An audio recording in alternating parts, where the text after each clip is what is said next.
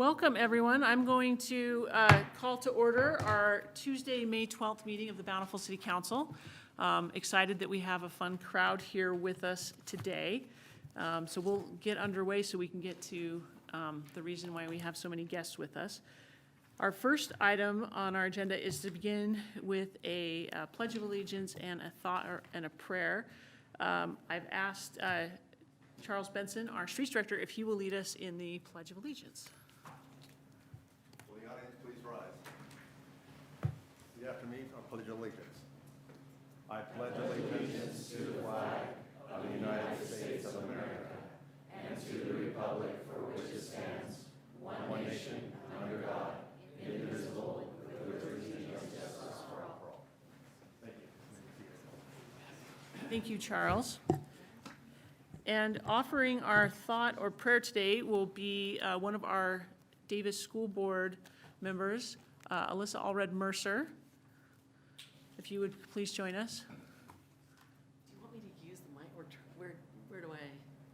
You can use the mic, and you can do whatever. I will allow you to do whatever you want as our school board member. Okay, I'm going to turn this way. It feels cool. Our dearest Heavenly Father, we are grateful to Thee for the opportunity that we have to join together and to celebrate the knowledge and learning and work of our students, and to offer gratitude for the efforts of the families and schools that have gone into this. And we thank Thee for increased knowledge and for the bright future that our community holds. And we ask Thee to bless us that we will use our talents and our strengths to make our community a better place and to serve one another. And we say this in the name of Jesus Christ. Amen. Thank you. The next item on our agenda is our public comment time. For those of you that might be wanting to make public comment, just a reminder that we always offer 10 minutes of public comment time at the beginning of meetings. We divide that into 2 minutes per speaker. We ask that any people who want to give public comment time introduce themselves, and then we let you use the balance of your 2 minutes to talk to us about whatever you'd like to talk to us about. The items may or may not be on the agenda, so depending on what you raise, we may be talking about it later on in the meeting, not directly after you give us the comment. So with that, I will open up public comment time. If there's anyone that would like to comment, please feel free to come forward.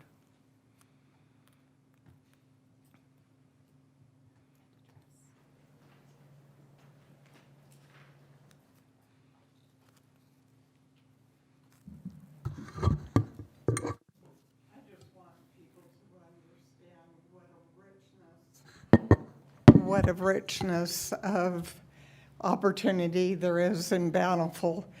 The Bountiful Philharmonia did such a wonderful concert a few weeks ago.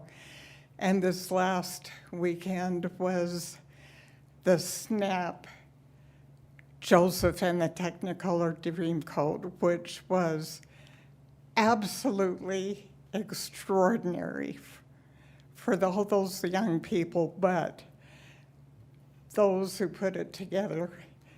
It was an opportunity to watch that will not be forgotten. So I'm grateful for all of the opportunities we have. Thank you. And Mrs. West, I know you are a frequent attender, but will you give us your name for the record? Who you are. Oh, I'm sorry. I'm Eileen West, 2745 South, 450 East in Bountiful.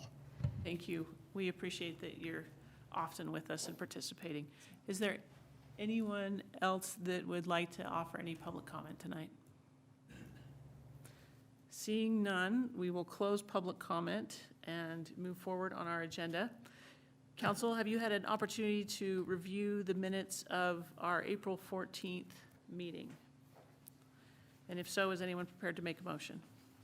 Mayor, I've reviewed those, and I'd be happy to make a motion that we present them as printed. Second. Thank you. We have a motion from Councilman Higginson and a second from Councilwoman Murray. All in favor of approving the minutes, please say aye. Any opposed? Looks like we've passed and approved the minutes unanimously. Councilmember Murray, do you know if we have a BCYC council over here to report tonight? Not tonight. Okay, we They will. had a schedule conflict. Yeah, I know that May is a busy season for high school students, so we will move on our agenda. We'll move on to council reports. Let's start with Councilmember Bell. Do you have any council reports for us this evening? Yes, I do. Thank you, Mayor.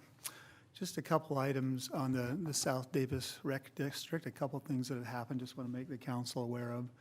Last night, Kevin McFadden and Michael Dooley were sworn in by Sophia. Kevin will be the new district treasurer, and Michael Dooley will be the district clerk, if I have that right. So they were sworn in last night, so we're off and running. They're replacing Tyson and is it Galen? And Galen, so we're excited about that. Another item that we discussed, we've discussed this previously, here's the interlocal agreement with the Davis School District. TIF, that has to do with some cost recovery, dealing with swimming pools and things. We believe that's going to be on the agenda, the June agenda on the board for Davis School District, so that's progressing. We did also last night, there was the financials, the audit has been completed for the district. And so the financials for the period 12/31 were 12/31/2025 were given to us. And the final net income did come down to the number I'd mentioned last week, so it's 573,000 of net income for the year 2025. And I think what's probably most significant, and Mayor, I know you'll appreciate this because of all the hard work you did, we do have, Tyson pointed out quite in our meetings, a trend of the income increasing every year for the last 3 years. So we're on the right path, and I do want to take just a second to say how much I'm sure what I've witnessed, Tyson and his efforts and others here at the Bountiful City have provided such amazing information so the decisions could be made, and then past boards were able to make tough decisions for the district. And so I feel like things are really heading the right direction, and so really excited about that. But Tyson, thank you for all your efforts. He rolls off as he changes positions, and it'll probably be near and dear to his heart, but he's provided a lot of great tools. One last thing, a couple of last things, I guess. We did have a small fee increase that was voted upon last night, just having to do with some of the youth sports to try to recover cost for an app that the parents are using for all the different sports. It's $1 for a sign up every year, so it'll happen in the fall, so you might hear about that. And then the last two things, just really informational. They're America 250, they're excited about that. They've got the Red, White, and Move activity that's going to start on Memorial Day. It'll conclude on Labor Day with a triathlon. A lot of activities will be going on in the summer, and I think we'll get to hear about those.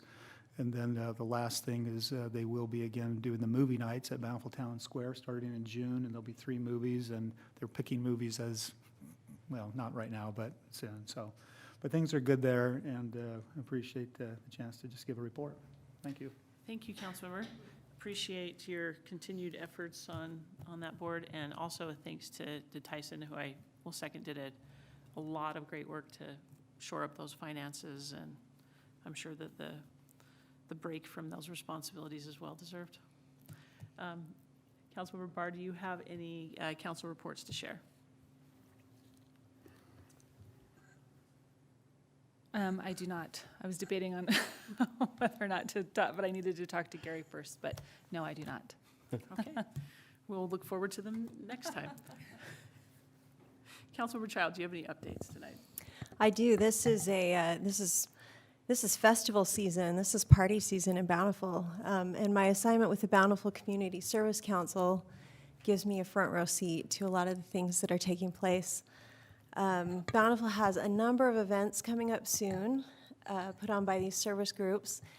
And I think the first big one is the Memorial Day program at the Veterans Park, May 25th at 11 a.m. They wanted me to emphasize that there will be a flyover this year, so that'll be fun. We've got Chalk Art, Joy Foundation Chalk Art Festival, Coats for Kids Car Show, Handcart Days, Summerfest, and all of the extra Special America 250 events happening this summer. And just a few of those America 250 events include a Super Senior Citizen Day at the park on June 30th.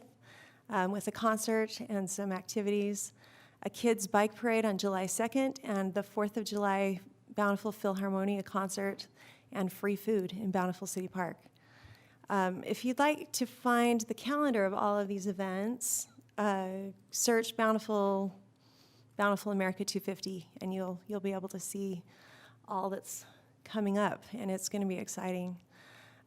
Just a couple more things. The food pantry just received a semi-truck load of food donated by the Church of Jesus Christ of Latter-day Saints, who is donating 250 semi-trucks worth of food to pantries.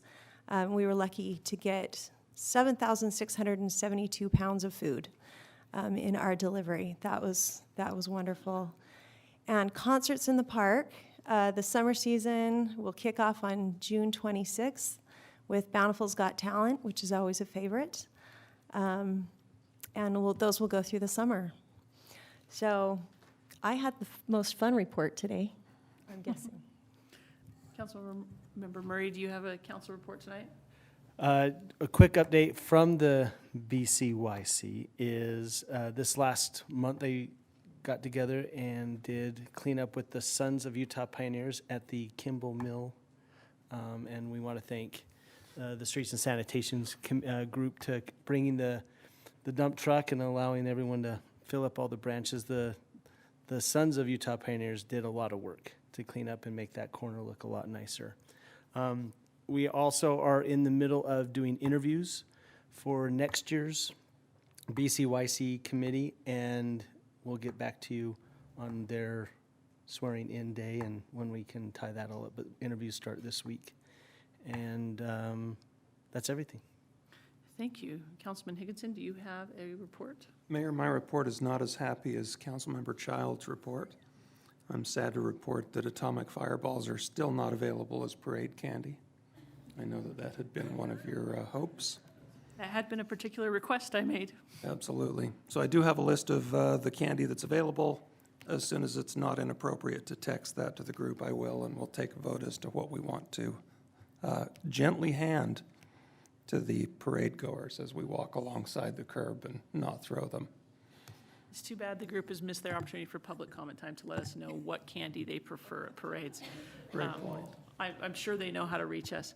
I will offer for my council reports, we have a couple upcoming events I want to put on people's radar. The first is that this Saturday at 10 a.m., we'll be having the grand opening for our community garden. This is a new project and effort, in many ways championed by our former colleague Cecily Price-Hewish and a number of really great volunteers to create a community garden. And so that grand opening will be on Saturday at 10 a.m. And everyone is welcome to attend. And then the other announcement for this group would be that we will have a community demonstration event and open house related to the South Davis Greenway project. That was the project we were discussing before the council meeting started. This is an opportunity for an active transportation corridor linking the 4 South Davis cities from Salt Lake up to Farmington, and that will be on June 26th in advance of the Friday night concert at 5 p.m. So I hope that people will take the opportunity to learn more about that project and how they might use it to get around the city. So with that, we'll close council reports and hope that Councilman Higginson can find a supply of fireballs at some other retailer in preparation for July. And with that, we will move on to consideration of the next item, which is expenditures greater than $1,000 paid on April 22nd and 29th, 2026. Has everyone had an opportunity to review those expenditures? Indeed. I'm happy to make a motion. We have a motion from Councilmember Barr. Do we have a second? Second. We have a second from Councilmember Child, all in favor of approving the expenditures from April 22nd and 29th, please say aye. Aye. Any opposed? Looks like we've approved those expenditures. Now we are to the best part of our agenda and the reason for all of our guests. It has been a tradition of the Bountiful City Council as we get towards the end of each school year that we look for an opportunity to celebrate the awesome youth in our community and the wonderful things they are doing as they finish out the school year. We have excellence in academics, in performing and visual arts, in our sports teams, and so we're excited to honor some of the students from Bountiful High and Woods Cross High School today. I think they have actually separated and sat on different sides of the aisles, but I know they're here to just be excited, really about all of the great things that they have accomplished this school year, and probably also that they're really excited that school ends on the 22nd, and they're headed off to all kinds of fun summer adventures. But we are incredibly proud of you, and even though we serve in city government and not on the school board, we do keep track of what you are all doing and are excited to celebrate with you. So the first group I'm going to ask and come up is the Bountiful High boys volleyball team and Coach Chisholm. If you could come, and we would love to hear a little bit about your exciting state championship win last week. And if you could introduce your team to us, and I see that you have brought us a great trophy to look at. Mayor Bradshaw, council members, we are so grateful for the opportunity we have to be here tonight to celebrate our state championship boys volleyball team, the first one for Bountiful High School. Boys volleyball has been a sanctioned sport for 3 years. The first year they were in the championship and they lost. The second year they were in the semifinals and lost. And then this year they got it done. We are going to hear from our two captains that are here representing us, Matt Pulsifer and Landon Chisholm. They'll explain the season to you, and also both of them were academic all-state recipients. So not only are they amazing athletes, but they are also amazing students, as is our whole team.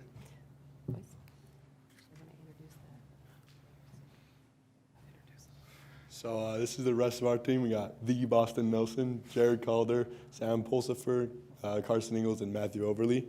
And we had a great regular season this year, picking up our 40th region win. In the past 3 years, we are now 40-0 in region, and we had a great season. I'm just going to talk about a little bit about the state tournament. In the quarterfinals, we played our neighbors over at Viewmont, and we started down 2 sets. And we rallied together and won the next 3 to keep our season alive. And we fought off 5 match points in the 4th set. And in the semifinal match, we played Maple Mountain, who is the reigning back-to-back state champions. We were able to beat them 3-0. And then we played Wasatch, who we lost to earlier this season in the state championship, and we were able to beat them 3-1 and get the job done and able to bring home a state championship for Bountiful.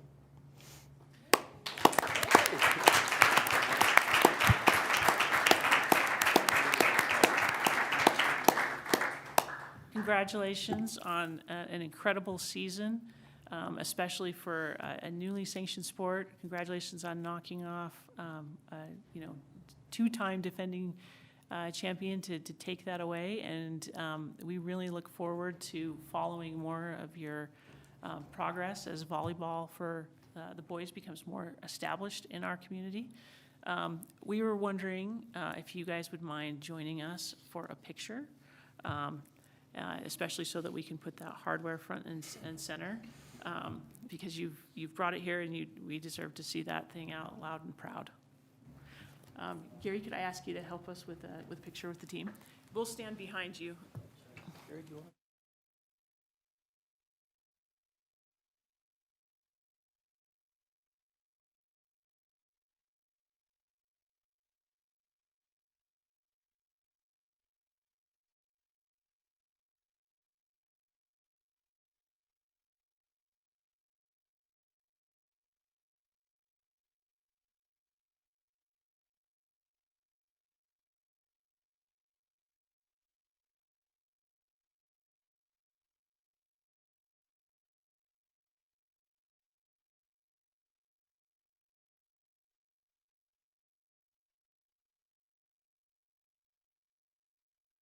seniors, but we'll have several returning players, so we'll look forward to following you next season as well. While we are still on the Bountiful High side of the aisle, we'll ask Assistant Principal Donnell Call if she will join us at the podium for some recognition of Bountiful students. Thank you again for having us tonight. You have selected a couple of our students. Soren is here. Do you want to come up, Soren? This is Soren Johnson, and I'm just going to read this, but he's being recognized for his achievements as a Sterling Scholar. So this says, your 4.0 GPA, success in honors, AP, and concurrent enrollment courses, perfect scores on 9 AP examinations, completion of 2 career and technical education pathways, and outstanding composite score of 36 on the ACT reflect exceptional dedication, excellence, and perseverance both in the classroom and in athletics as a state qualifier in track and cross country. Your accomplishments have brought great pride to our community and serve as an inspiration to others. Well done, Soren. Thank you. You're very welcome.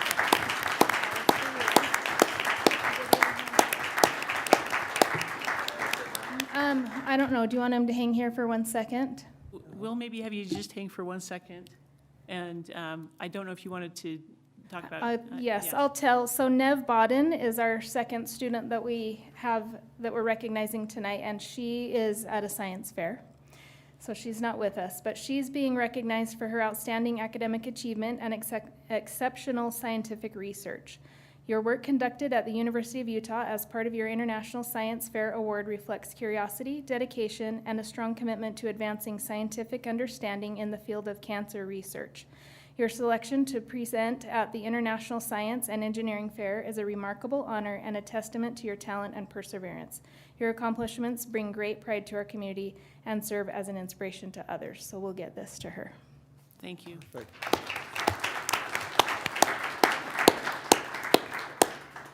Council, I just, in the note that Principal Warnick sent over, Soren has taken every single honors, AP, and CE class that Bountiful High offers. I thought that was just an amazing accomplishment. And I don't know when you found time to run track, but really well done in fitting in all of those things, plus achieving some academic excellence. So thank you for representing our community well, and we look forward to seeing where you go next. Thank you. Absolutely. Yes, can we do a quick picture with you? Sorry, we'll get everyone together. We'll try not to menacing. Here, we'll get closer. Don't feel conspicuous.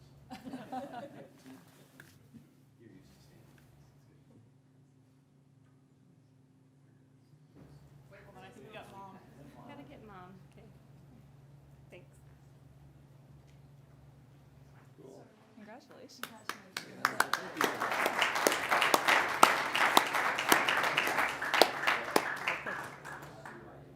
love it.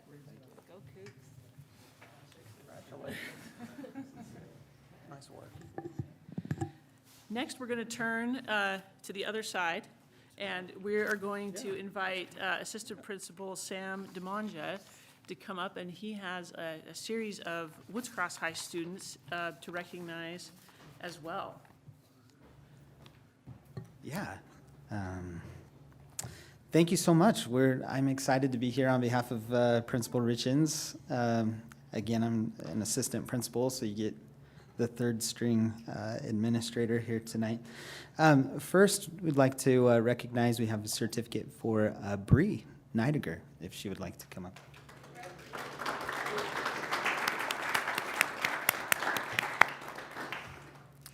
And I'll just do the same as Donnell and read this. Bree's great. By the Mayor and City Council, in recognition of your academic achievement, school involvement, and exemplary character as shared by your principal, your progress toward earning your associate's degree and your active engagement in school reflect strong dedication and commitment to your education. You are recognized as exceptionally kind, thoughtful, and a positive influence within your school community. Your efforts bring great pride to our community and serve as an inspiration to others. So there you go.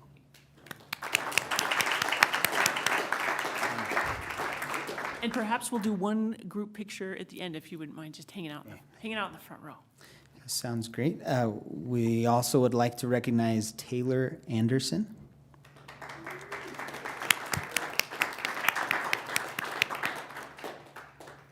I've watched Taylor a lot out on the soccer field.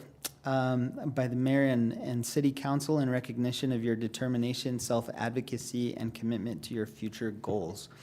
Your willingness to seek guidance, make thoughtful decisions, and pursue a path towards studying neurology at the University of Utah reflects maturity, ambition, and perseverance. Your dedication and drive have brought pride to our community and serve as an inspiration to others.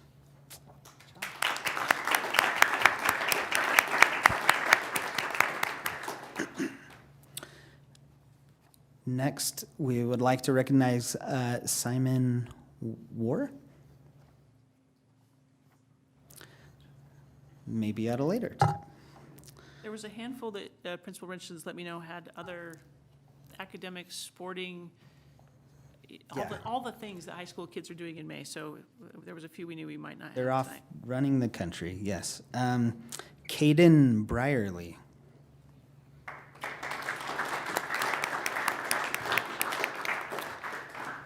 Caden.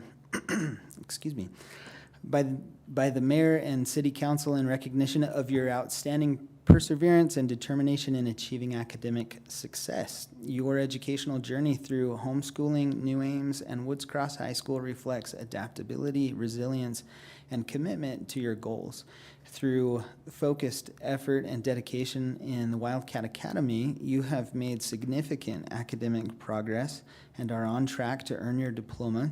Your determination and hard work have brought great pride to our community and serve as an inspiration to others. Great job.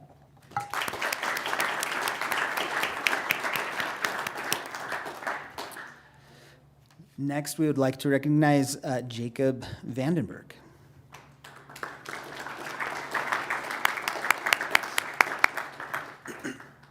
By the mayor and city council in recognition of your outstanding academic achievement and well-rounded involvement in school programs. Your strong academic performance, enrollment in AP, concurrent enrollment, and early college courses, and consistent achievement of A grades reflect dedication and excellence. Your participation in student government, musical theater, and video production at the Catalyst Center demonstrates creativity, leadership, and a commitment to diverse learning experiences. Your accomplishments have brought great pride to our community and serve as an inspiration to others. Thanks, Jake.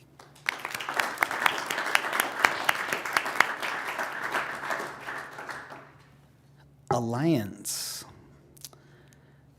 I don't think I see her here tonight. Again, off running the world.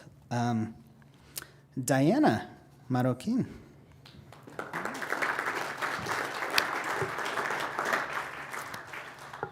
By the mayor and city council in recognition of your leadership, dedication, and commitment to your school and community.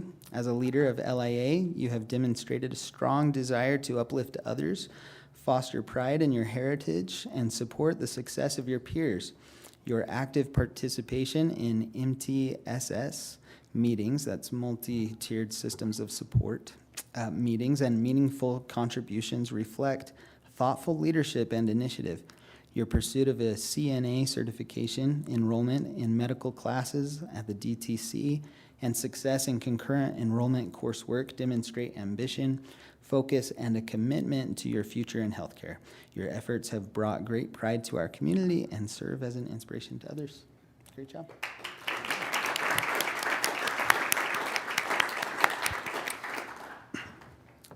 We would like to recognize Henry Campbell, who is here. Don't know that he is not. And we're back to, and I also was not given a certificate. I know that Maya is here. I missed one, so I will Oh, owe no, one you're to good. Maya. But I do have notes from Principal Richens. So Maya Mercer, if she would like to come up. Good.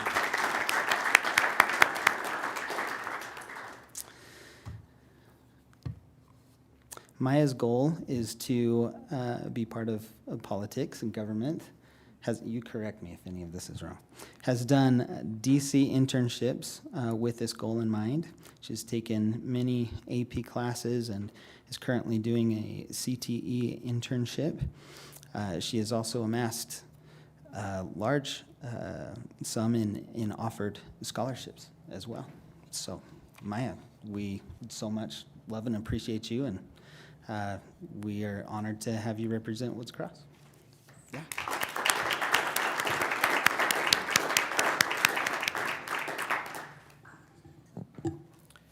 Thank you. And I think Is there anyone else? there were a couple others that the principal notified me were going to be at other sporting events, so hopefully we didn't miss any of them, and they came despite their sporting events. Right here. Right here. Oh, McKinney. McKinney, come on up.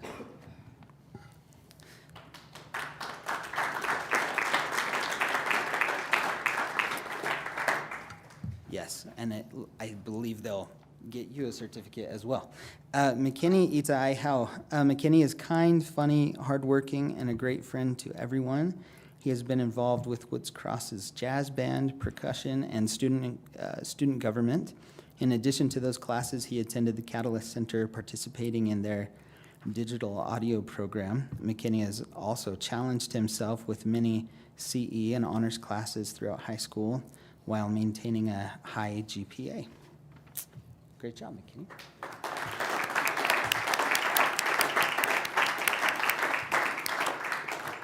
And then I wasn't sure if Trevin or Callie were at sporting events or if they were able to join us. So sorry, one more. Callie Holzer. Come on up.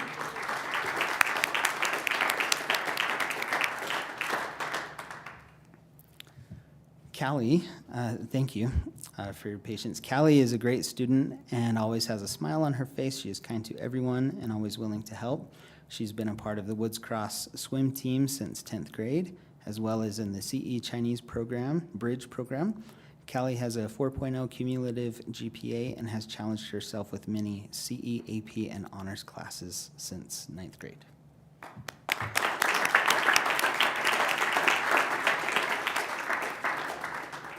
Okay, I think that's. I think so. And for Callie, McKinney, and Maya, we will get you your certificates. We were working off of who we thought would attend versus had other commitments tonight, so I'll make sure that we get those delivered to you. We'd love to have you come join us for a picture as well. Hopefully you guys won't be embarrassed to be in social media with us.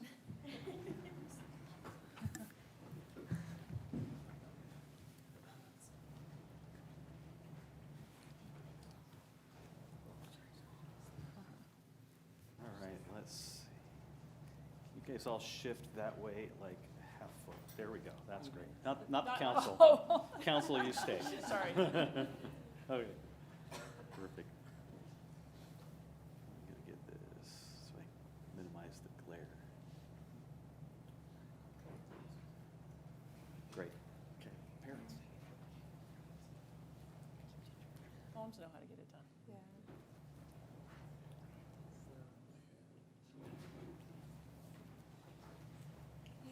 Thanks, you guys.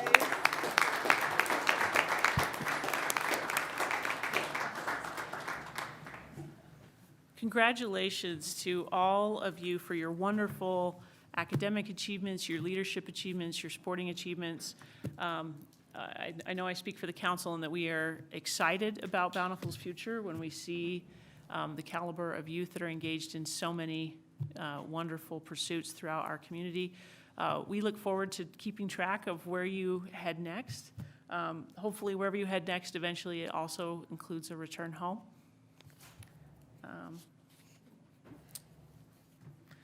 So that we can continue to enjoy all of your wonderful contributions here as a community.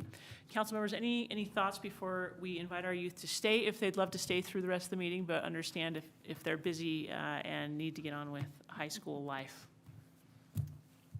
Exciting and congratulations. Well done.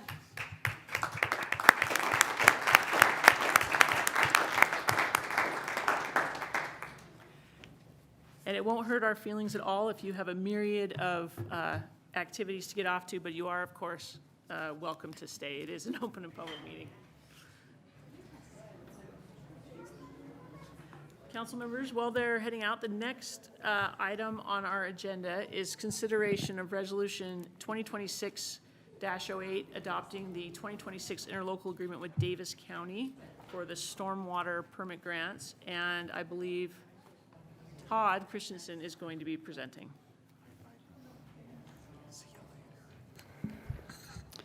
Thank you, Madam Mayor and members of the City Council. The primary driver of our activities that we do with our stormwater management program here at the city is based on the permit requirements. The state of Utah issues a stormwater discharge permit to Bountiful as a municipality, and it's a general permit, and all of the other cities in Davis County have the exact same terms, and the Davis County as well.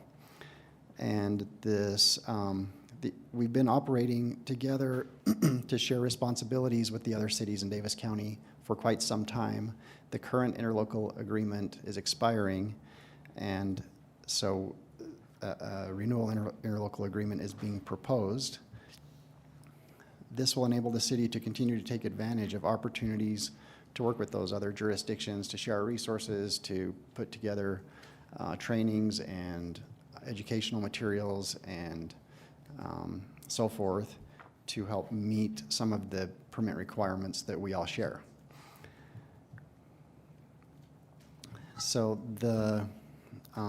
a resolution has been prepared, which, if adopted by the City Council, will approve the interlocal agreement. And so the recommendation by staff is that the City Council approve Resolution 2026-08 to adopt the proposed 2026 interlocal cooperation agreement between Davis County cities and Davis County for the UPDES general permit.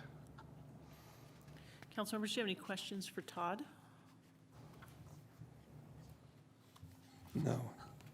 Is anyone prepared with a motion? Happy to make a motion that we approve Resolution 2026-08, adopting this interlocal resolution. I'll second that. We have a motion from Councilman Higginson and a second from Councilmember Bell. All in favor, please say aye. Aye. Any opposed? Passes unanimously. Okay, thank you. Our next item involves roof repairs for the BDAC and a presentation by Brock Hill. Before Todd goes, before I see him slip out the door, Todd and Brock, we have some exciting news, and you're both involved. And maybe you guys could both come to the podium for a second and share that fun news with the council. Well, this is all Todd, so you did all the work. But I get the privileges of announcing that we've been awarded both grants that we've applied for this year. They're both through the UORG, Utah Outdoor Recreation Grant Program. The first one was a mini grant for $30,000, and the other was a $125,000 grant. And those are to help fund the construction of trails that adds to our trail system. The one in Mueller Park is already funded, the hiking trail only. These two will go to fund the two trails, additional trails, access trails up here in Holbrook, on Holbrook Mountain. And help fund the hiking trail as well. Say it louder. Some of it will go to help fund the hiking trail as well. Yeah. But the most of the money is for the Holbrook trails. Yeah. So this is all Todd. He's the one that's done the legwork. I don't know why I get to talk, but because that's the way Todd is. He'd rather let someone else take the limelight. But in honor of his work and all that he does, we've been awarded those two grants, so Yeah. awesome. There's definitely a team effort. I will concur that Todd does a lot of work and then doesn't necessarily want to toot his own horn. So I'm glad we caught him before he slipped out. And we got that news earlier today, and we thought that everyone would enjoy getting that update. Awesome. How many additional miles does that add? Do these two trails add along with the hiking trail? About 5 miles. About 5 additional miles to the existing inventory, yeah? Yeah. So- Mayor, could I ask Todd a question as well? Yeah, let's make him stay. He keeps trying to slip out. Todd, do you wish in your heart of hearts that you had been able to talk longer about the stormwater interlocal? Because I don't want to disappoint. Or are you okay? No, I'm fine with that. Okay, Yeah. thanks. Yeah. you Trails wanna is talk longer trails is about funner to talk trails? about anyway. We just need Todd to be satisfied, that's all. Thank you, Todd. Thank you, Councilman. Mayor, can I make a motion to appreciate Todd? Yes. Okay, we have a motion to appreciate Todd. Do we have a second? Second. Okay, we have a motion, a second. All in favor of appreciating Todd with a round of clapping, please say aye.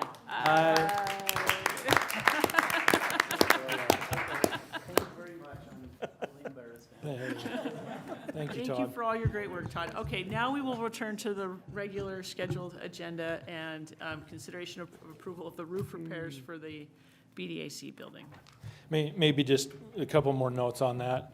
The hiking trail in Mueller Park will be hiking only to help take pressure off of the downhill only.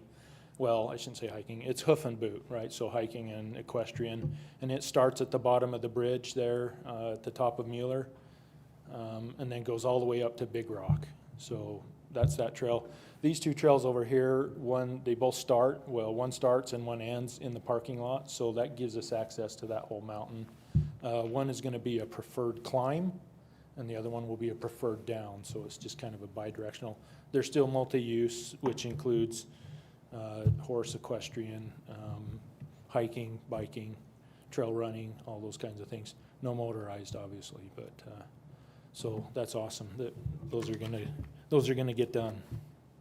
Great work by staff on that. So Kinglet and Fool's Gold are the two on Temple Ridge, and Big Rock for the hoof and boot in Mueller. Yeah. Pardon me?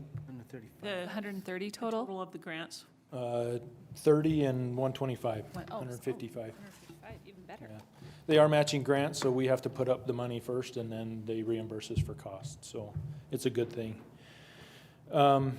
I stand here before you, Mayor, and members of the City Council, representing the redevelopment agency and the buildings department. And here to talk about the Davis Arts Center. The city acquired that building in 2013, Lloyd, somewhere in that neighborhood, and spent the next 2 years renovating that building for the purpose of giving BDAC, or at least giving them an opportunity to find a permanent home. They moved in 2015, and they've been there ever since, and obviously a great addition to Bountiful, especially on our main street. They're kind of an anchor on that north end, and have just done great things for us. The building, however, during that renovation, never really got any attention paid to the roof. It got patched, and it got a few things like that helped, extend the life of what was there. But in the past 10 years, we've been seeing regular issues with that roof. Some of it extensive. We've done what we can to patch, and we've done what we can to repair the inside damage that results from the leaks. But now, with the addition of housing valuable art in that basement, we run the risk of damaging that art and potentially, ruining it for good. So it's time that we do something about that. And so we've been asked to reach out to contractors, and staff received 3 bids to replace that roof. We're gonna leave what's there, and then just re-roof over the top of what's there. It includes roof drains, it includes parapet flashing and those kinds of things, just so that we have a nice roof and membrane there moving forward. The low bid was $45,390. That was from American Roofing. And we've done our due diligence on researching that company, everything that we found and all the references that we could find that would talk to us anyway, had good recommendations for that company. It does come with a 20-year manufacturer's warranty, along with a 5-year warranty for workmanship. So we felt comfortable about that. We recommend the council approve the overlayment of the roof membrane at the BDAC with a 6 mil TPO white roof membrane, repair the roof drains, and replace the parapet wall flashing as specified in the bid estimate by American Roofing Company. That total again was $45,390. Like I said, it does include the 20-year labor and material warranty, and also a 5-year workmanship. So I'll entertain any questions you might have. Councilmembers, do we have any questions for Brock about the roof repair bids? Mayor, I do have one. Please go ahead. I was over there, just happened to be over there for a concert the other night and got a first-hand tour of the building by one of the staff and some of the areas that they're worried about. And one of the things that came up during that conversation was their worry about mold in the drywall. And so the question I have is, have we looked at that, and is there going to be more that we need to do there? Just one of the staff was quite worried about that, and don't know if that's something we've looked at or not behind the drywall in those areas. Yeah, when we had our contractor in there doing the last repair, that came up, and so we had them do an extensive analysis of all that stuff, as much as they could anyway, in the areas that we know have been habitually problemed areas, including the patching that they just did, and they're confident that there isn't any there. They did what they could to remove and mitigate what they found, and they're confident that it's not present. Do you think we were downstairs and there was no art down there here this last week, but it was a little bit musty, kind of smelling. I don't know if will go away, over time, if it dries out a little bit or.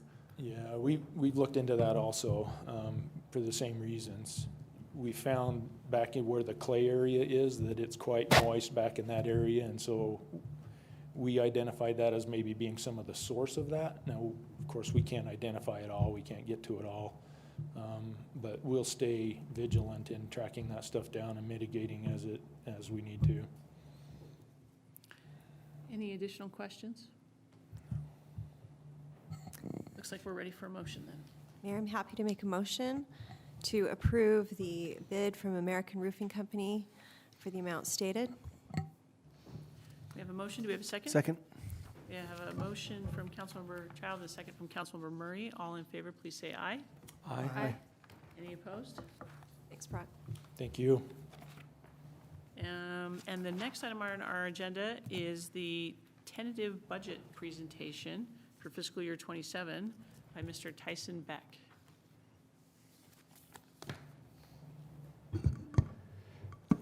Thank you, Mayor and Council.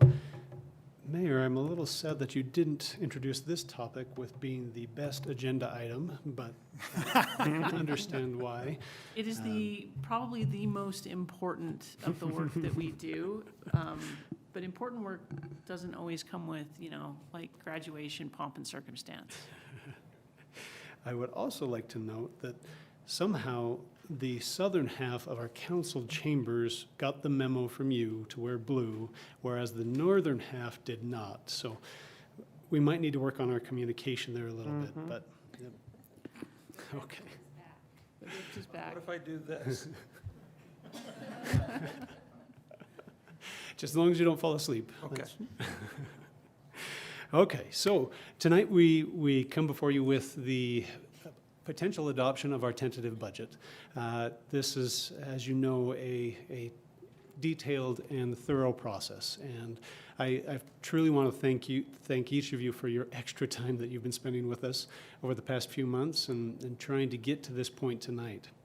So I'll just do a brief presentation on the tentative budget, and then I'm happy to field any questions, and then we'll move to the motion portion of the agenda item. So principally for the public who might be watching, here's a budget timeline of all that's high level, all that goes into the budget process. So the process really begins the year before. Our departments begin looking at their research, their data, begin to do projections of both revenue and expense, and then they begin creating the budget. That continues on through March, at which time the departments will come before the city manager, myself, and the HR director and do their presentation of their departmental budgets. At that point, some changes are made, and the budget then proceeds on to the council committee, budget committees, and so that's where each of you get a chance to take segments of the budget and meet with each of those departments to talk through the line item details. And at that point, the council budget committees will take a vote to say whether they will forward on that tentative budget to the full council, which is where we're at tonight. So here we are, May 12th, to consider the adoption of the full tentative budget. Once the adoption has been performed, I will go through and do all of the public disclosures and public noticing to make sure that the public is aware of the tentative budget and be able to dive into that. This is their opportunity to really look at the details of the tentative budget and see if they would like to come and voice their opinion for or against any specific part of the budget. So then we reach the June 9th public hearing and the final adoption for our next fiscal year. So that's kind of high-level budget timeline. Kind of summary of the budget itself. So the budget is comprised of 30 different departments and 16 different funds. The total revenues and that are balancing the expenditures or expenses are balanced at $103 million for the fiscal 27. And off to the right hand, you can see some graphs that talk about the sources of the funds and then the uses of those funds. So some of the key change elements that are coming for you in this 2027 adoption, excuse me, we are not proposing any property tax increase with this 27 budget. It has embedded in it a 3% cost of living adjustment. It has 2.5% medical insurance increase, 5% employee merit increases for those that are eligible. And as you're aware, we have a compensation structure of step and grade. And there are, if you're eligible, you're able to receive a 5% merit increase. Embedded in this budget is also a new full-time substation technician for the power department. For the Parks Department, there would be 2 new full-time positions, a Parks Superintendent and a Parks Maintenance Crew Lead. This Parks Maintenance Crew Lead would be in charge of 3 additional seasonal employees for an additional Parks Maintenance Crew. There would also be hired a part-time administrative assistant for the Parks Department. The Human Resources Department would also be receiving a part-time payroll technician. So fee increases, there were various fee increases for the street damage cash deposits. There's proposed a 3% increase for culinary water, 4% increase for electric metered sales, various increases at the golf course. Just as a couple examples, the green fees for 9 holes would go from $18 to $20. There'd be various increases in residential dumping fees at our landfill. So again, as an example, the typical pickup truck would go from $5 to $7, and then various increases for refuse collection. The per can rate, for instance, for a typical resident would be from $8 to $10. So those are kind of the high-level key changes that are embedded in this tentative budget. Just at a glance, if you were to look at all of these funds that I have mentioned and look at their total budgeted revenues, total budgeted expenses, and then whether we're using funds or using reserves or adding to reserves, this is just kind of that at a glance look for all of the funds that are embedded in this budget. Down at the very bottom of the budgeted revenue column, you can see that if we were to net our use of revenues and our use of reserves and addition to reserves, then that would equal a $6.1 million use of reserves for the budgeted 2027 period. And you can see that the majority of that is coming from fiber at $4.7 million, and then light and power at almost 4.9 or 3.9 million. So that's kind of the high level of the fiscal 27 budget and each of those funds at a glance. So some additional items that we wanted to bring before the council tonight that we wanted to discuss as some adjustments that will come between what you saw in the council committee hearings and then also what will be proposed for you on June 9th in the final budget. The RAP tax budget will include a new line, and it'll account for 5% of the RAP tax that's going to be dedicated to the public art program. A question was posed during the Council Budget Committee meeting about the old program where it used to be a 1% of capital projects was going to be contributed to the public art program. We're happy to come back with the final adoption and discuss that in more detail, but as it is in the tentative budget, we're just budgeting 5% of RAP tax on that public art program, if that's making sense. Personnel service adjustments in the parks, cemetery, and golf for some market studies that were done to increase some of the employees' compensation grade and do a restructuring there. So that will also be coming in the final budget. The Parks Department will be increasing the fireworks show budget for the 24th of July celebration. So those are some of the changes that we know about currently that we will be bringing forth with the final adoption that are not currently in the tentative adoption tonight. So specific questions about those changes? Council members, any changes? For instance, I know that each of the items on the wrap tax and the fireworks were items of discussion, or is there anything that you want to raise at this point, or questions or feedback? Will there be an opportunity for us to voice opinion on that 1% of capital projects continuing? Absolutely. That was kind of the point of me bringing it up, is we would love the council's perspective on that and what the council would like to see us do going forward. But as presented in the tentative, it's just the 5% of wrap tax. Yes, so I guess the specific question really was do you want us to come back prepared to have that conversation on the 9th? And it sounds like there's interest in that, so. I would like that. I think it would also be helpful to know what the dollar amount had been at the 1% level of the projects. Sorry, I'm not saying that right. 1% of the capital projects, was that it? Mm-hmm. I think it would be about $37,000 this year. Okay. If I'm not mistaken. Yeah, it changed a little bit year to year based on the capital projects. Well, we're happy to bring that. Yeah, I think it would just be helpful to see how it's projecting, so that everyone can make that budget decision. Thanks. Anyone have any concerns with bringing that forward for future discussion? Okay, seeing none, we'll look forward to more information on that. Any feedback for the staff on the personnel adjustments or the fireworks? When it says extend, does that mean longer? I missed that particular meeting. That particular budget meeting.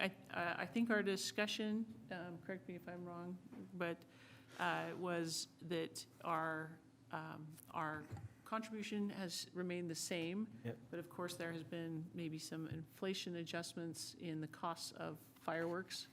And therefore, we wanted to make sure we were getting the appropriate bang for the right buck. And you didn't think your budget could be fun. So I always thought it was fun. What we're planning to bring back is what the cost would be to have the same quality of show, but that would go for half an hour. Because we've had to cut it back in time a little bit the last few years. Good. Okay, so agreement on the bang for the buck discussion? Mm-hmm. I hope we can name it that in the line item. Any other questions or feedback? Mayor, just one on the personnel. So really, when you get down to it's 5 employees, when you add all the halves and the folks, it's basically 5 employees is kind of what we're talking about. Is that right? We got all the halves, we had our halves and part-times, and that's about what we're talking about, 5 employees. If you're looking at the part-times as full-time equivalent. Okay, thanks.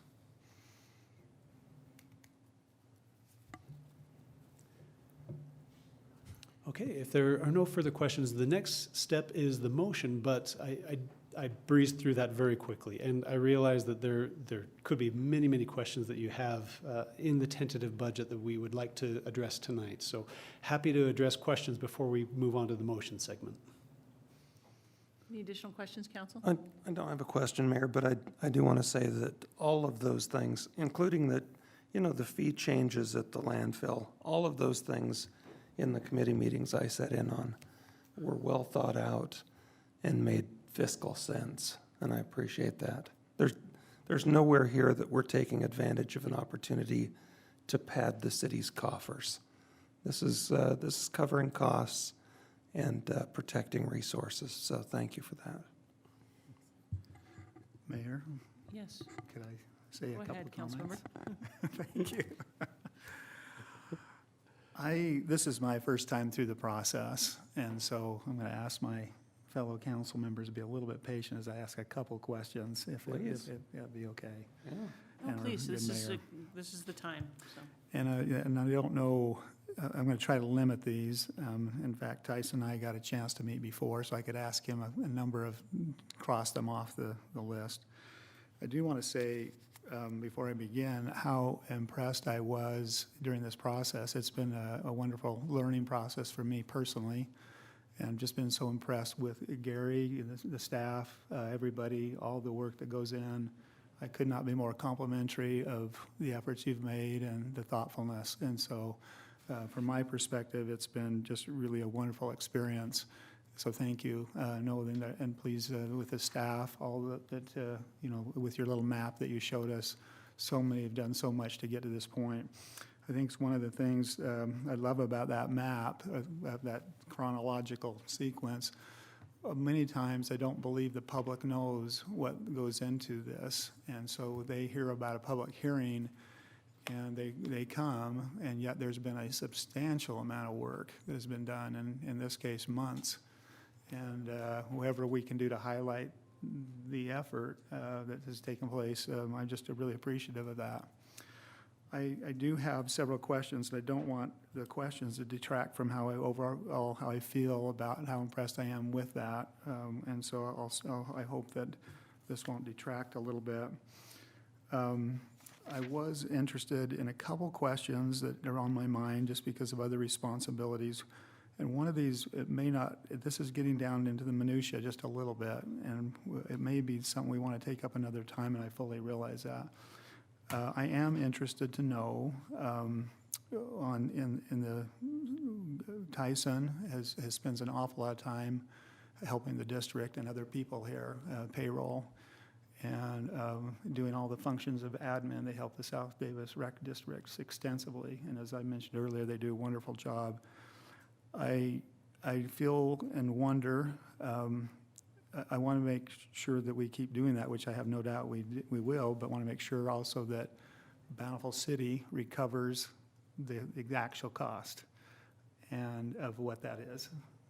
And so I heard a comment a couple times, and I've wondered if we're getting exactly what we should back from the district. I certainly wouldn't want to raise prices there, but want to make sure that Bountiful City is compensated accordingly. And so I don't know if that's a discussion point for this moment, but it's in the budget, and there is a decrease in those fees because of a series of things in terms of how much Bountiful City will charge the district. I think some that didn't do with compensation, people changing positions and various things. But I do think about that a little bit. So I don't know, that might be another time, but it is on my mind, something to be thinking about. So I was interested on the RDA information. There's two different pieces in the budget on the RDA loan and then the RDA, I don't know exactly how to call those, but and one has, the RDA itself has, it looks like it has an excess of, that money hasn't been allocated. It's around $815,000, I think. And I wonder when that will be allocated and how we choose to, because I'm new to this. And as I understand it, there's also in the RDA loan, $500,000 that is available or will be available in the new budget year. And I guess the question is, we'll be working on that, is my assumption, to figure those out. Is that how that works? I can probably answer the questions. The $500,000 in the loan fund is just an estimate of to provide an opportunity in case someone applies. We don't have anybody identified. We wait until it's requested. Sometimes if we receive a request, it's more than $500,000, which requires a budget adjustment, or it's less than that. So it really is just a placeholder to recognize that funds are available to be loaned. Yeah. So if a loan does come, then it comes before the RDA board. And then the other fund, do we just call that the RDA? Operating fund. Operating fund. Yeah. That has an excess, obviously, and that will, same type of thing where we'll be talking about that as a board in Yeah, another setting. there's nothing in the upcoming fiscal year specifically. We are saving revenue from that to help pay for the downtown Main Street improvements. the 10-year capital plan shows those out a couple of years. So you'll see some budgeted addition to reserves for the next couple of years until we actually get closer to doing those improvements. So Gary, that's part of our pay-as-you-go philosophy and trying to save up enough and then have a year where we can spend it down for those improvements, right? Yep. And I love that schedule you showed us here a minute ago and the other reserve schedules that you shared with us during that and we'll see that added to that. So thank you for Exactly. accommodating that request. And I'm glad you asked that question because I think for the public that's paying attention, they may not understand our pay-as-you-go philosophy, that we do save money for years in order to expend them on large capital expenditures rather than borrowing money and then having to pay interest. Thank you. The reserves part of this, Tyson was mentioning to me that when we get the final budget, we'll probably see a little bit more, some reports even on that in there, including what we saw, during the subcommittee meetings. Really appreciate that. It's really helpful to look at and understand what's happening there. I think the last comment I have, and I don't know how to say it without it sounding negative, and it's not intended to be, but I'll just say it. And it could be me not totally understanding things, so I accept that. When I looked at the fiber budget, I don't think the revenues are reasonable that we're predicting for the next year. It's okay because we're talking about expenses, really. What we're approving is expenses, what we'll spend, and we know that we've always known the revenue is a moving target. But when we talked about that, I was concerned only because I can see that we have, right now 2,100 connections, and the revenues are based on estimates somewhere in the 5,000. When I asked the question in the subcommittee meetings, the answer was we're basing the revenues on 5,000 connections, and if that's true, we won't hit that this year, that next year, that budget number, which is okay. It's okay. We know that we're ahead. We have been ahead. So it's certainly a criticism. I just don't think that the revenue side of this is quite there unless I'm just misunderstanding it, which is really possible. But I am anxious. I was anxious at our retreat, excuse me. I'm still anxious to make sure that continues to happen. And some of the monthly increase is small right now in terms of new customers coming on. And so I think about that a lot, and I don't know where else to express it but here. But I also recognize the revenue is always going to be a moving target. The expenses, we know what they are, or closer. We're going to get pretty close on the budget, the amount of money we're going to spend. We have a much better idea. But I do, even though I'm very supportive of the budget, I see that the revenue side on the fiber, I have concerns. Let's just put it that way. And with that, I do appreciate all that's gone on. Certainly not a criticism of anybody, and know the estimates. I, of all people, know that accounting, we do some estimates. So I appreciate, Mayor, you giving me just a moment to share some ideas. I had a friend that. who was an accountant, sorry, Mayor, I apologize for interrupting you, in a former city who liked to say that the financial statements were reality and the budget was fiction. I didn't agree with that because I think the budget's much more important than that. But it's a valid point that these are really plans for spending and represent your policy priorities, and we appreciate the understanding that, especially with revenues, we don't always know. Thank you. I think that's a good overall perspective, Gary, and I think, Councilmember, this is exactly the part in the process to ask the questions and to engage and to do the job the public expects of us in spending their tax dollars wisely. So I don't think you should ever apologize for asking questions, and you should ask as many as you need to feel that we have done the work necessary to get to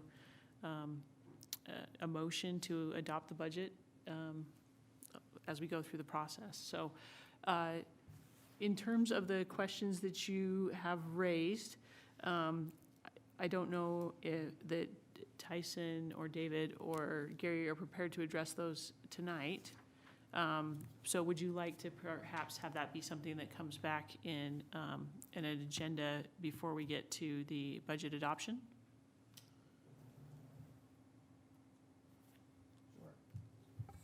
Does that work for the staff side to have that come back in early June? Well, I think there was really only one remaining question, Yeah.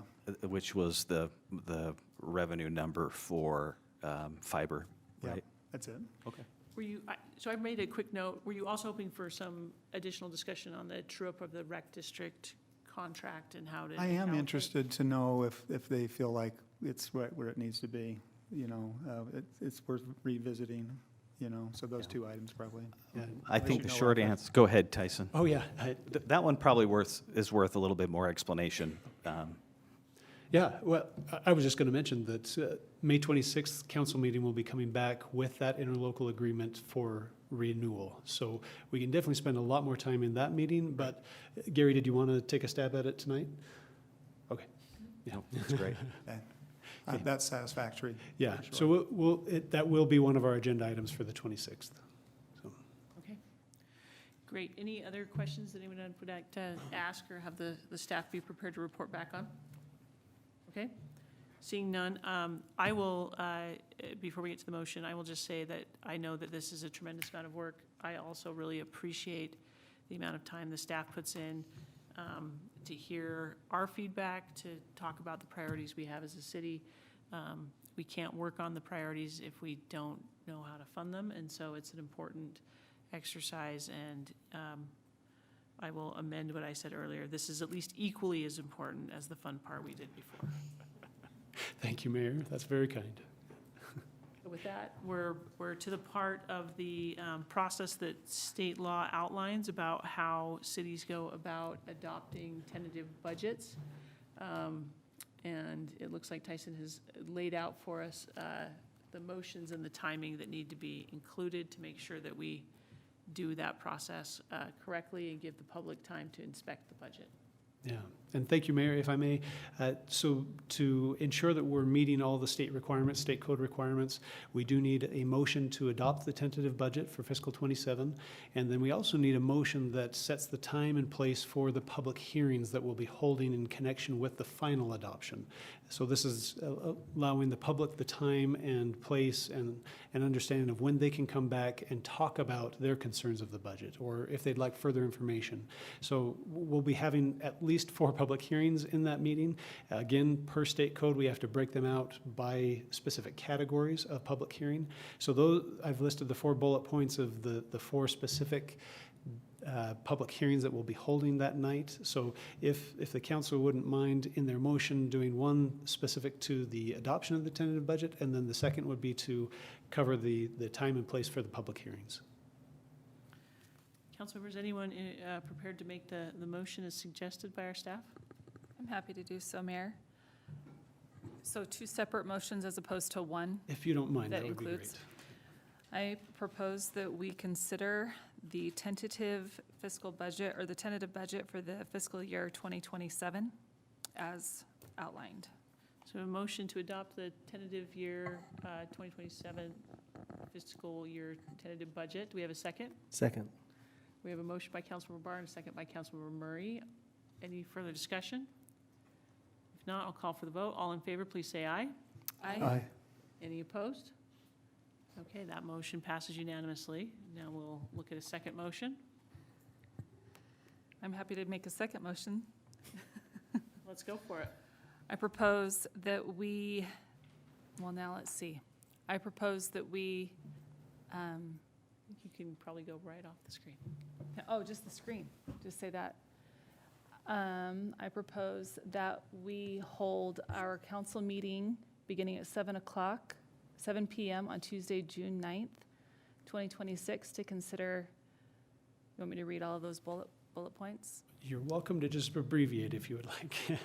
To consider the fiscal year FY 2026 amended utility transfers, as well as the FY 2027 utility transfers, Do I need to say light and power? I apologize. No, you're just fine, I because should have it's just a volunteered. utility transfer is perfect, yep. As well as the compensation increases for employees, as well as the final adoption of the fiscal year My 2025, apologies, that should be 27 budget. 2026, 2027 budget with taxes, rates, and fees. Second. So we have a motion to set the timing for our council budget adoption, as well as to consider the important hearings for utility transfers, as well as compensation and final budget adoption. We have a second from Councilmember Higginson. Any discussion? Seeing none, we'll call for the vote. All in favor of the motion, please say aye. Aye. Any opposed? Looks like we are all set unanimously for June. Thank you very much, Council and Mayor. Thank you, Tyson. So our next item is to consider ordinance 2026-04 on fire restrictions and designations within the city. And we have our city attorney, Brad Jepson, here to present. And do you want our interim fire chief, Jeff Larson, to join you? He volunteered to be here tonight, and he's here to answer any questions. I'll go over the legal aspects a little bit for those of you who are new. We've done this pretty much, well, every year since I've been here. State law does allow us to take specific parts of our city and ban fireworks in those zones based on the recommendation of the local fire authority. Based on his recommendation this year, we're asking to have similar prohibitions as we did last year. You should have a map in your packet. So we are talking about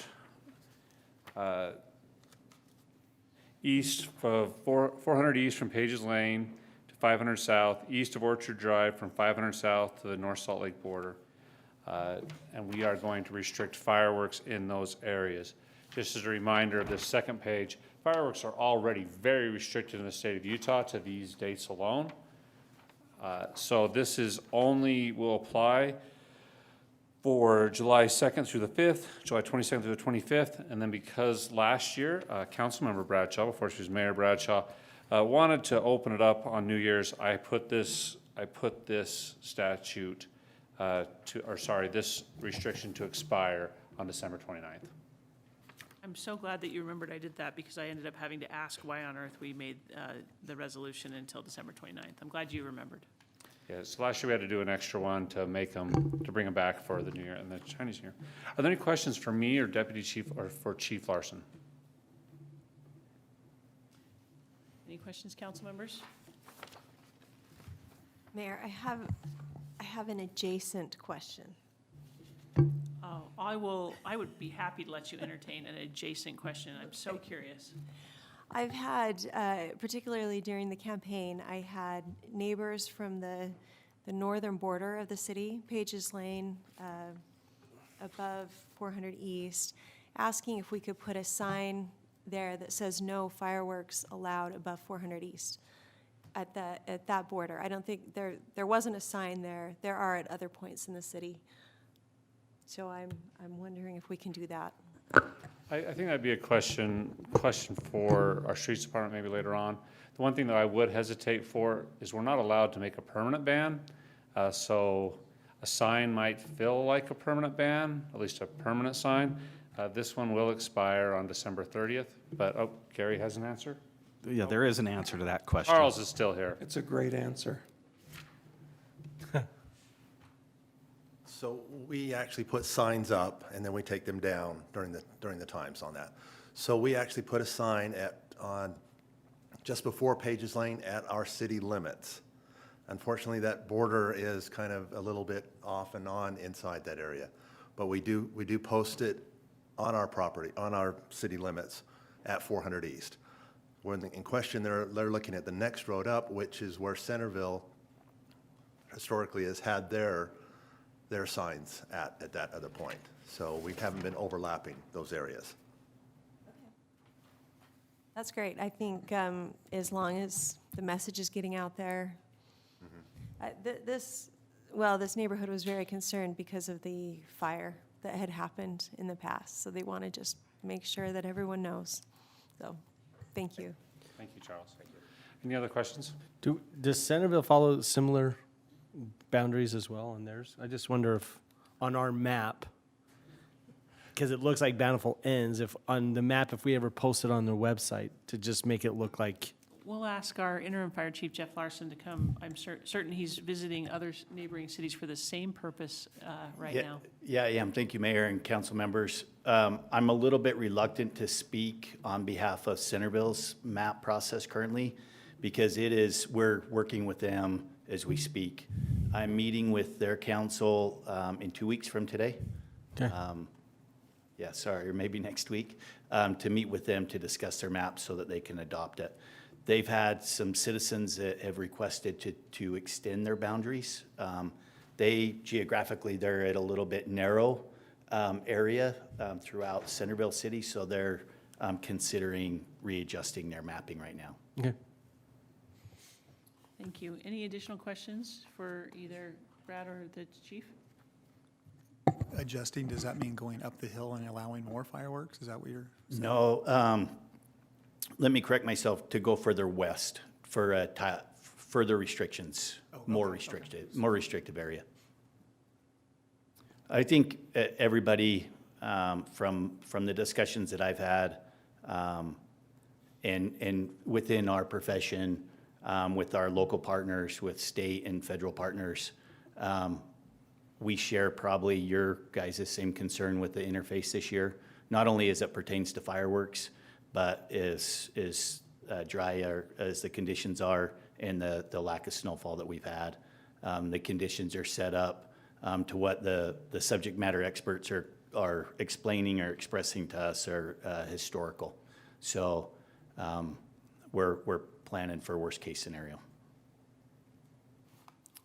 Thank you. Thank you. I'm sure we'll look forward to partnering on sharing messages of safety with our residents as we head into a hot, dry summer. Any additional questions about the resolution or the mapping? Seeing none, council members, are we prepared to make a motion on the proposed ordinance? Mayor, I'll make a motion that we adopt ordinance 2026-4, continuing the firework restrictions within the designated area of the city. Thank you, Councilmember Murray. Do we have a second? Second. Thank you. We have a second from Councilmember Child. All in favor of adopting ordinance 2026-04, please say aye. Aye. Any opposed? Passes unanimously. Thank you for that presentation. We look forward to a safe celebration season. The final item on our agenda is also to be presented by our city attorney, and this is Resolution 2026-09 with a First Amendment lease option with T-Mobile. Yes, and I should have put these pictures in your packet. I apologize, council. I've learned a lot more about cell towers, micro cell towers, macro cell towers in the last few years than I ever cared to know. This is a renewal for what we call a macro cell tower. So essentially a micro cell tower can go in our right-of-ways without a lease. This is what it looks like up on Bountiful Boulevard. You guys have probably all seen this. You guys have probably all seen this around at one point or another. It's quite tall. It has a box there. From my understanding, it works with the larger cell towers to kind of transmit it and give us cell coverage up our canyons. Now, talking to T-Mobile, and I've also been talking to Verizon on a similar one that you'll see in a couple weeks, the way that they value these is basically by traffic. The idea being this is on Bountiful Boulevard. It serves quite a few people. So we were able to negotiate a lease around the $2,000 area. It will escalate. It'll escalate every 5 years. To me, this is a big step forward based on how much they're getting in this. Later, when we have a different cell tower, we're going to have one up the canyon, I think, in about a month that you guys will see. It's going to be far less based on the amount of houses that specific macro tower is serving. So it does seem a little counterintuitive that we're leasing out the same square footage of our right-of-ways, but then we have quite different amounts. And that's kind of based on the formula with how many customers they're serving. Now, we got to be a little bit careful with these, because if I overshoot our negotiating, then we'll have our citizens complaining that, you know, they can't play the game on their phone that they want to play, because we do want our citizens to have the coverage in these areas. So we're kind of trying to find that balance. I think this lease is a great balance. I think this is a great amendment, and Dan, this won't quite fix our revenue problem, but it won't hurt it either. So I am recommending that we sign up sign an amendment to the lease to renew our lease on this site. Any questions for me? Can you remind me of the other location of the one up the canyon you just referenced? I cannot. Is it around 1800 Bountiful Boulevard? It's a lot shorter, and it looks more like a light pole, and that one will be Verizon. Okay. I believe it's up Mueller Park. Okay. Just a clarifying question that I think I missed when you started to walked up closer and away from the microphone. Did you say that they can be installed without a lease agreement in certain places? Did I hear that? That would be what we call a micro tower. So micro tower is not going to have those big boxes next to it. It's all based on the total cubic footing. A few years ago, the legislature got this idea that by 2026, we'd all be driving around in our self-driving cars, and we needed micro towers every few feet, 100 feet, or even closer. It hasn't quite developed yet, but a micro tower is even smaller than this.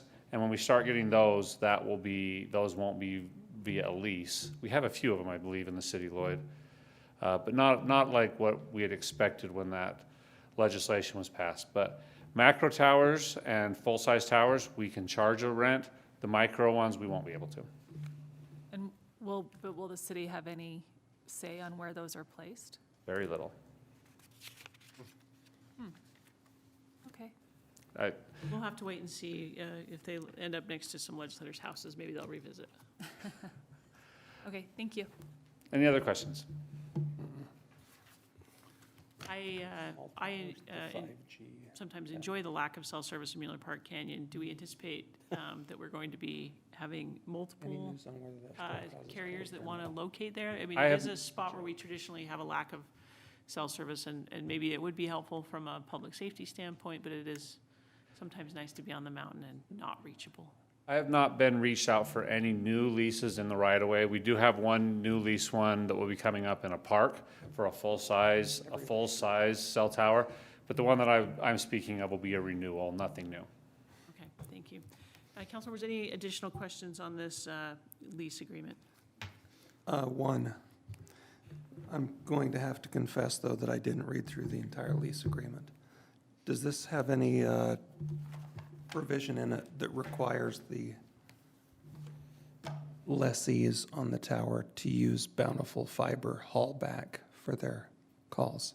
It is not. Okay, thanks.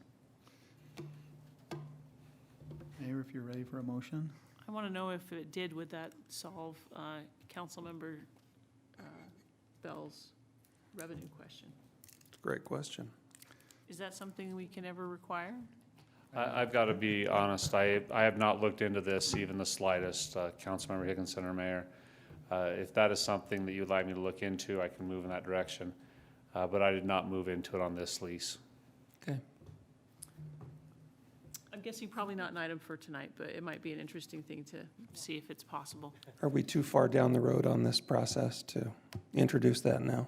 I do have some concerns about it, given our statute and our limitation to where you can have cell towers. But tonight, it does not include it, no. Okay, thank you. Councilmember Bell, are you ready? Yeah, I You am look ready. like you're I am ready. I'm so ready. I want Let's to make do sure it. you're, I give you the proper signals here. I'd like to make a motion to accept staff's recommendation to the city council to adopt resolution 2026-09, approving the first amendment to the option and site lease agreement with T-Mobile and authorizing our good mayor to execute said amendment. Second. Wow. That really was a great motion. It's a Thank you. great motion. So we have a motion from Councilmember Bell and a second from Councilmember Higginson. All in favor, please say aye. Aye. Any opposed? Do you have a second wonderful motion? Let's hear it. I would like to make a motion that we adjourn. Second. Oh, wow, everyone seconds it. All in favor of adjourning? Do you need me to call? I have to choose. Oh. Councilmember Child is going to second that motion. So all in favor, please say aye. Aye. Looks like we are adjourned. Thank you, everyone. Thank you.